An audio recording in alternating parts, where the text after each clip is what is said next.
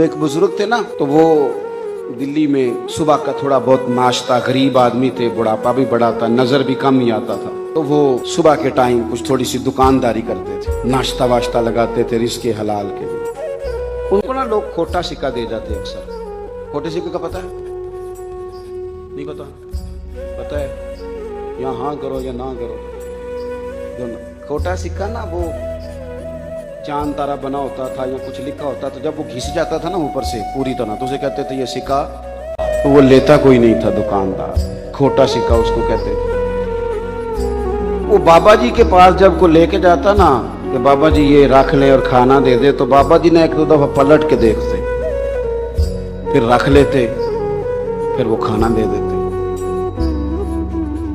लोग समझते कि बाबा जी को सही नजर नहीं आता, इसलिए बात मशहूर हो गई कि जिस जिसके पास भी खोटे सिक्के हैं ना, वो बाबे की दुकान पे चल जाते हैं, ढेर सारे खोटे। एक दिन बुजुर्ग कुछ अलील थे तो पीछे बैठ गए, बेटे को आगे बिठा दिया, वो सामान बेच रहा है। तो उसको जब किसी ने खोटा सिक्का थमाया तो कहा चलो वापस ले जाओ, मुझे तो आज पता चला मेरे अब्बा जी के गले से इतने खोटे सिक्के कैसे निकलते हैं।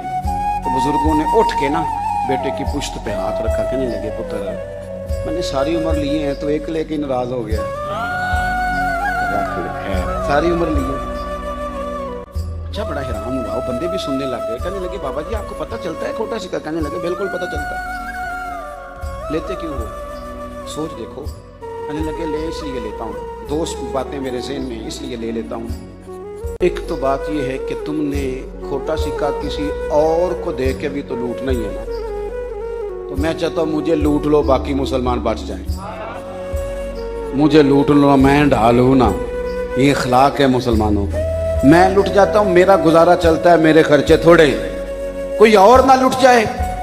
और दूसरा मैं खोटे सिक्के इस सोच से भी ले लेता हूँ, जब मरूंगा ना सुबह क़यामत रब की बारगाह में हाजिर होऊंगा, तो मालिक सवाल करेगा तो अर्ज करूंगा मालिक मैंने सारी जिंदगी तेरे बंदों से खोटे सिक्के कबूल किया, मैं भी खोटा सिक्का ही हूं, तो चल तू भी एक खोटा कबूल कर ले।